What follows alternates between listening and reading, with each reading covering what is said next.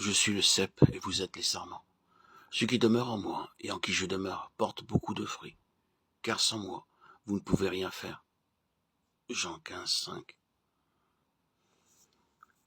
La vie du sarment est une vie de profond repos. Si ce petit sarment pouvait penser, s'il pouvait sentir, s'il pouvait parler, ce sarment de la vigne, ou bien l'un des sarments d'un des millions de ceps que nous avons dans tous les continents du monde. Et si nous pouvions lui dire, petit sarment, je désire que tu me dises, je désire apprendre de toi, comment je puis être un sarment du divin cep. Que répondrait-il?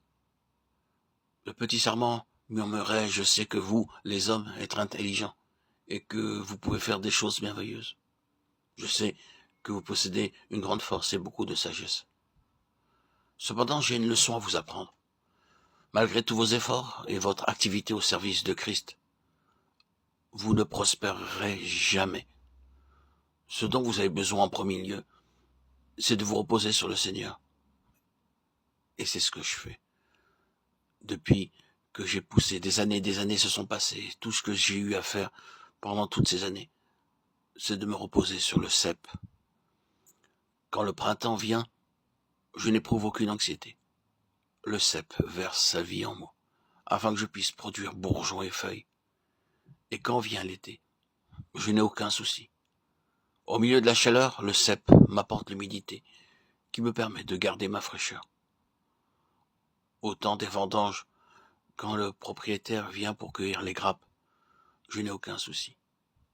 Si le raisin n'est pas bon, le propriétaire de la vigne ne blâmera pas les sarments, mais le cep. Si tu désires être un sarment du divin cep, Jésus-Christ, mets en lui ta confiance. C'est lui qui porte toute la responsabilité. Vous dites, cela ne me rendra-t-il pas indolent? Non. Celui qui se repose sur Jésus-Christ ne peut être indolent. Car plus vous attacherez à Christ, plus son esprit de zèle et d'amour vous remplira. Commencez votre vie d'entière dépendance par un profond repos. Il arrive qu'un chrétien ait sévèrement de vivre cette vie de dépendance absolue. Il se tourmente à ce sujet, il essaie et ne peut y parvenir. Mais ce qu'il doit faire en premier lieu, c'est de se reposer entièrement sur Jésus.